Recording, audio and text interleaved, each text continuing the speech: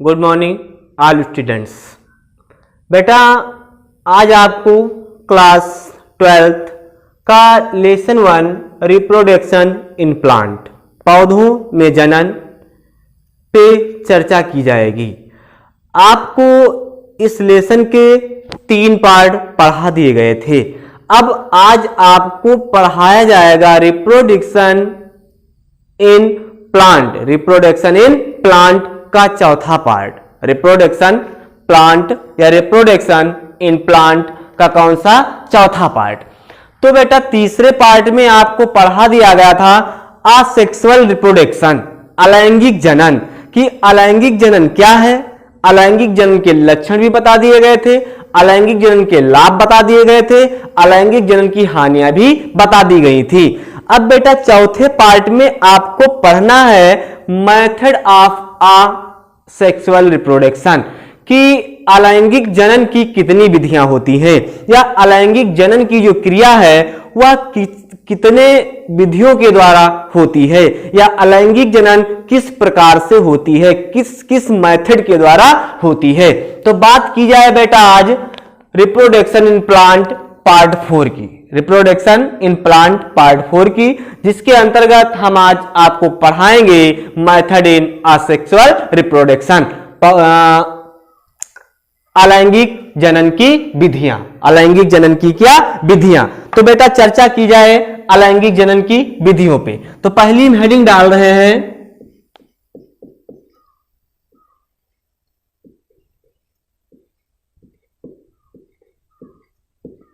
Method in asexual reproduction.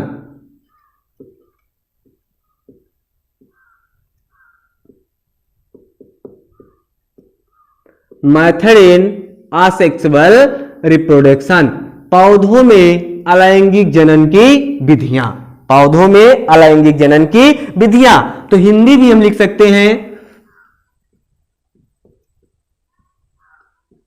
पौधों में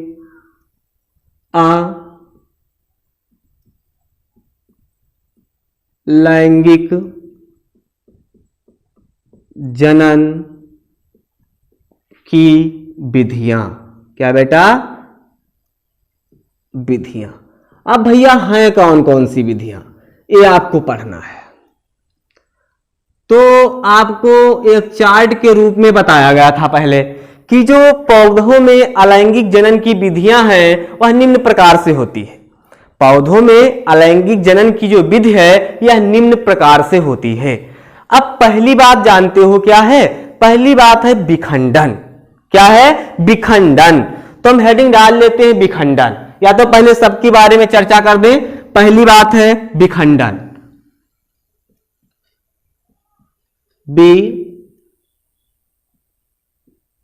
खंडन।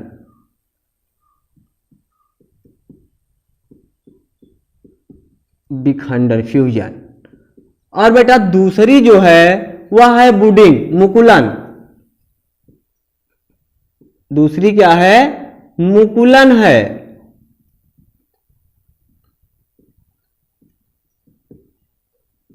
बुडिंग।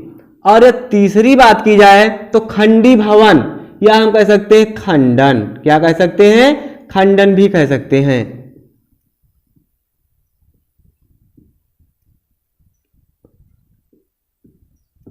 फ्रेगमेंटेशन।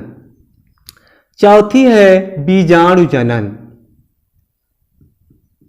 बीजाणु जनन, स्पेरुलोशन।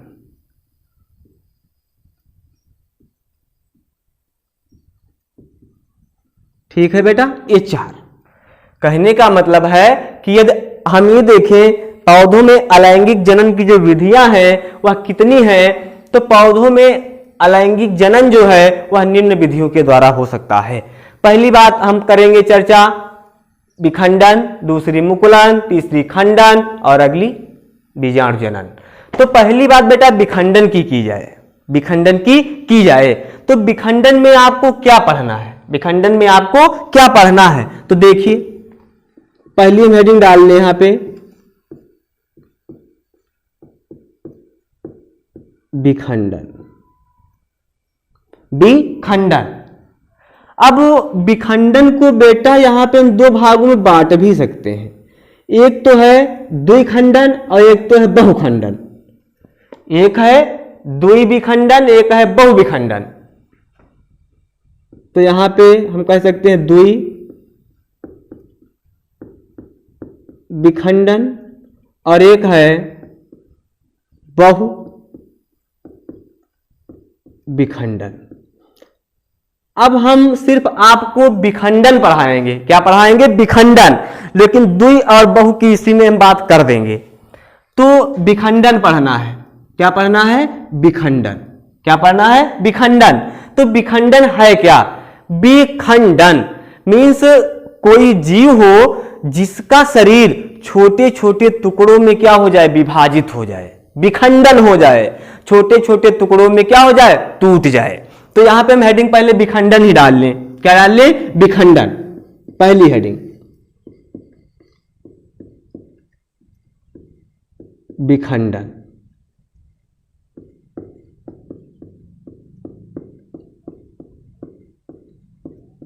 है क्या? देखिए, हम ये कह सकते हैं कि जो विखंडन की बेटा क्रिया है यह अमीबा या युगलीना में होती है, अमीबा या युगलीना में होती है। तो ये लिख दे, यह क्रिया, यह क्रिया अमीबा या युगलीना, युगलीना में होती है। यह क्रिया अमीबा या युगलीना में होती है। अब किस प्रकार से होती है? किस प्रकार से होती है? तो फिगर पे ध्यान देना पड़ेगा। कहने का मतलब, आपने अमीबा पढ़ा होगा कक्षा 11 में, तो आपको सर ने पढ़ाया होगा कि बेटा अमीबा का कोई निश्चित आकार नहीं होता है। तो हम बना रहे हैं, मान लो कि ये अमीबा है, ये क्या है? अमीबा। ये है अमीबा, और ये जो भाग बेटा है न्यूक्लियस है। ये क्या है? न्यूक्लियस मीन्स केंद्रक। क्या है? केंद्रक। क्योंकि जीव कोई भी हो, जीव कोई भी हो, उसके शरीर में या उसकी कोशिकाओं में केंद्रक अवश्य होता है। तो ये आपका अमीबा है। क्या है? अमीबा। अब इसमें होगा क्या? देखिए, एक अमीबा की कोशिका है। अब यहां पे हम बना सकते हैं ऐसे करके, ऐसे करके, सॉरी, एक अमीबा है। अब यहां पे कुछ ऐसे करके हम फिगर बनाएं और ऐसे कर दें, इस प्रकार से यहां डिवीजन होगा न्यूक्लियस का। तो हम यहां लिख देते हैं न्यूक्लियस डिवीजन,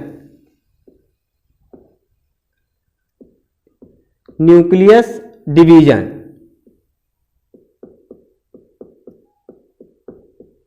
न्यूक्लियस डिवीजन। अब न्यूक्लियस डिवीजन के बाद क्या होगा? जब केंद्रक का बंटवारा हो जाएगा तो शायद दो सेल का निर्माण हो जाएगा।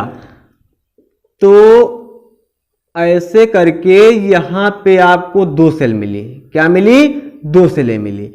और दो सेल से फिर अलग अलग दो सेल का क्या हो जाएगा? निर्माण हो जाएगा। दो सेल का क्या हो जाएगा? निर्माण हो जाएगा। तो यहां पे देखिए क्या हुआ। यहां हम कह सकते हैं नई सेल, नई सेल, या हम कह सकते हैं नया जीव। क्या? नया जीव। अब हुआ कैसे बेटा? हुआ कैसे?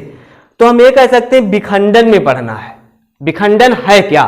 तो हम कह सकते हैं विखंडन एक ऐसी क्रिया होती है जिसमें किसी कोशिका या किसी जीव का जो शरीर है, का शरीर दो भागों में क्या हो जाता है, बट जाता है। का शरीर छोटे छोटे टुकड़ों में क्या होता है, बट जाता है। और जब छोटे छोटे टुकड़ों में बटता है तो उसमें समसूत्री विभाजन के द्वारा, समसूत्री विभाजन के द्वारा केंद्रक का क्या होता है, बंटवारा होता है। तो यहां पे एक सेल थी, यहां पे बेटा क्या थी, सेल। अब उस जीव का शरीर दो भागों में बटा, दो भागों में बटने के बाद केंद्रक का क्या हुआ, बंटवारा हुआ, सेल डिवीजन हुआ, केंद्रक का डिवीजन हुआ। जब केंद्रक का डिवीजन होता है तो दो सेलों का क्या हो जाता है, निर्माण हो जाता है। अब इन दोनों सेलों में कोशिका द्रव्य का क्या हो जाता है, विभाजन हो जाता है। कोशिका द्रव्य का क्या होता है, विभाजन होता है, जिसके पश्चात दो नए जीव का क्या हो जाता है, निर्माण हो जाता है। दोबारा सुन लीजिए कि विखंडन की क्रिया अमीबा या युगलीना में होती है। इसका जो जीव होता है उसका संपूर्ण शरीर दो छोटे छोटे खंडों में विभक्त हो जाता है। इसके बाद समसूत्री विभाजन के द्वारा इसमें न्यूक्लियस या केंद्रक का बंटवारा होता है, विभाजन होता है। केंद्रक के विभाजन के बाद कोशिका द्रव्य का विभाजन होता है और दो नई सेलों का क्या होता है, निर्माण होता है।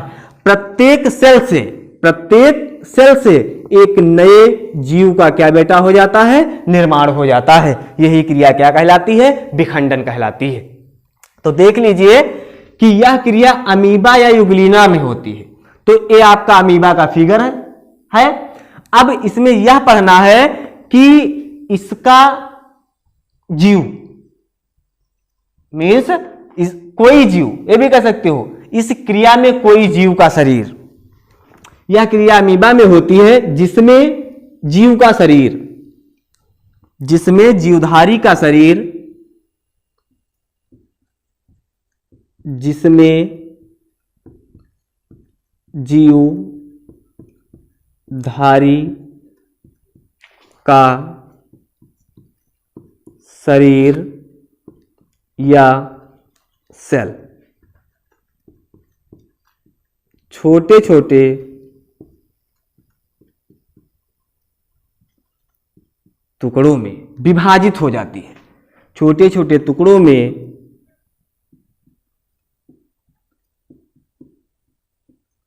विभाजित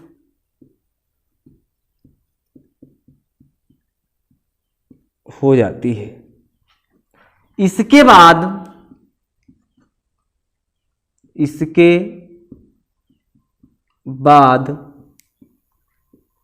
समसूत्री विभाजन के द्वारा, समसूत्री विभाजन के द्वारा क्या होता है, केंद्रक का बंटवारा होता है। इसके बाद समसूत्री विभाजन के द्वारा केंद्रक भी दो भागों में विभाजित हो जाता है। केंद्रक के विभाजन के बाद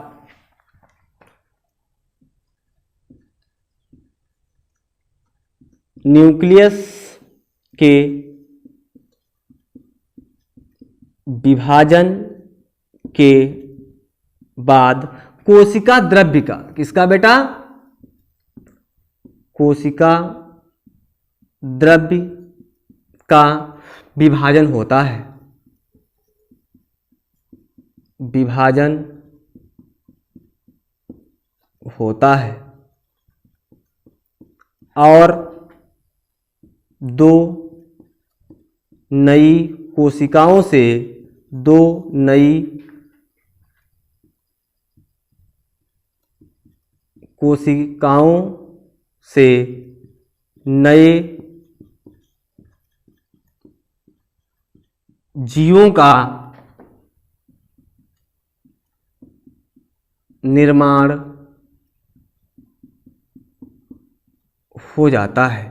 यह क्रिया विखंडन कहलाती है। यह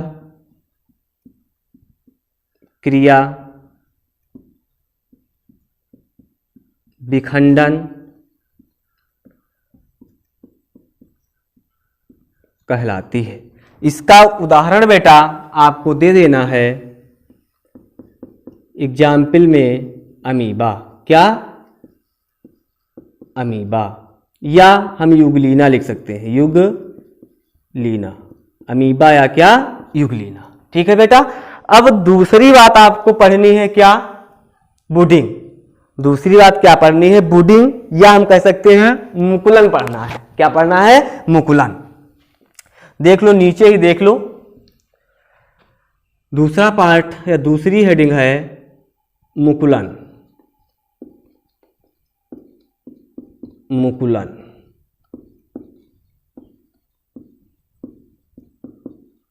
बुडिंग। अब बेटा मुकुलन क्या है? मुकुलन है क्या? तो हम कह सकते हैं इस प्रकार का विभाजन, इस प्रकार का विभाजन इष्ट की कोशिकाओं में होता है। किसमें होता है? इष्ट। इस प्रकार का विभाजन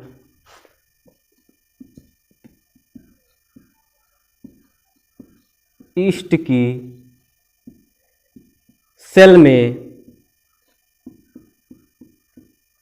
होता है। किसमें होता है? इष्ट की सेल में होता है या इष्ट की कोशिकाओं में होता है। अब बेटा इसमें होता क्या है? तो हम ये कह सकते हैं कोई जीव या कोशिका, कोई जीव हो या कोई कोशिका हो, उसके शरीर के बाह्य भागों में, उसके शरीर के बाह्य भागों में एक छोटा उभार उत्पन्न हो जाता है। उस उभार को मुकुल कहते हैं। उस उभार को क्या कहते हैं? मुकुल। लेकिन कुछ समय के बाद जब समसूत्री विभाजन की क्रिया होती है तो वह अपने मात्र जीव से पृथक हो जाता है, मीन्स अलग हो जाता है, और एक वयस्क नए जीव में क्या हो जाता है? परिवर्तित हो जाता है। यह क्रिया क्या कहलाती है? मुकुलन कहलाती है। लेकिन जब वह जीव अपने मात्र जीव से अलग नहीं होता है तो एक आभासी जाल का क्या कर लेता है? निर्माण कर लेता है। यहां पे समझिए फिगर के द्वारा, यहां हम बेटा फिगर बना रहे हैं। मान लो कि ये जो हमारी सेल है कुछ ऐसे करके होती है, कुछ ऐसे करके, तो इसमें एक होता है न्यूक्लियस। क्या होगा? न्यूक्लियस, न्यूक्लियस है। और इस भाग को बुड कहा जाता है, मीन्स मुकुल कहा जाता है। तो हमने बताया क्या कि मुकुलन है क्या? तो हमने बेटा ये कहा कि कोई जीव या कोशिका के सतह के चारों ओर, तो ये जीव है या कोई कोशिका है, इसके बाह्य भाग में एक उभार उत्पन्न होता है। तो ये बेटा क्या उत्पन्न हुआ? उभार उत्पन्न हुआ है। इस उभार को हम क्या कहते हैं? बुड कहते हैं। क्या कहते हैं? बुड कहते हैं, मीन्स मुकुल कहते हैं। अब होता क्या है कि अब जब उभार उत्पन्न होगा तो इसमें समसूत्री विभाजन की क्या होगी? क्रिया होगी। तो अब ऐसी संरचना बनती चली जाएगी, इस प्रकार से, इस प्रकार से। ठीक है, इस प्रकार से संरचना बनती चली जाएगी।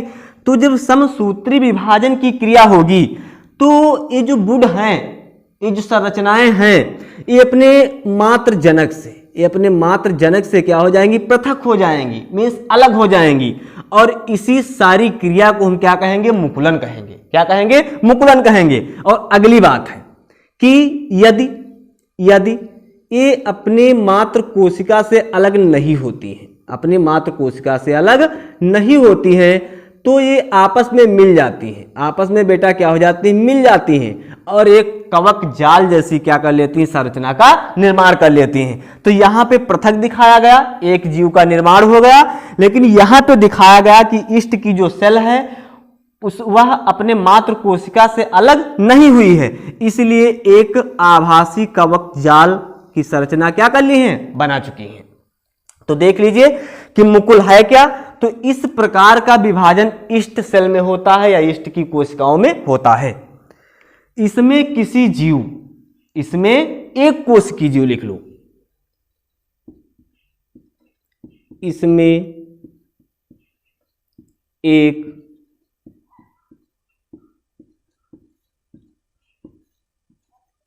कोशिकी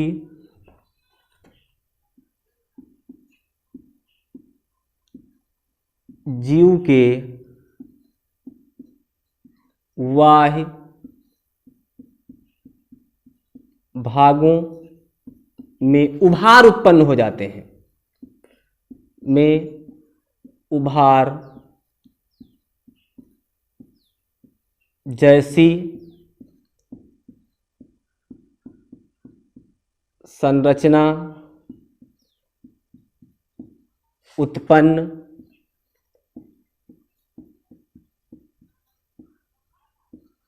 हो जाती है, जिसे वुड या मुकुल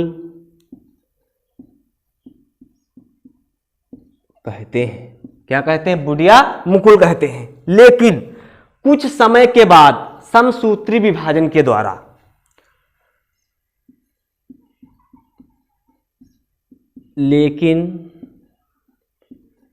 कुछ टाइम के बाद समसूत्री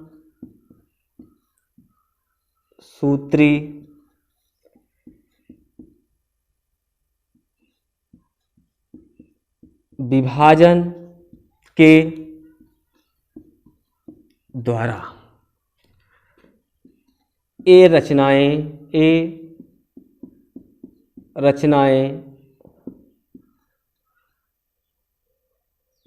रचनाएं मात्र जीव से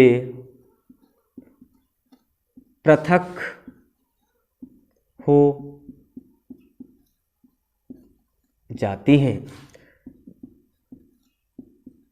जिसे मुकुलन कहते हैं। जिसे क्या कहते हैं? मुकुलन कहते हैं। जिसे क्या कहोगे बेटा? मुकुलन कहोगे।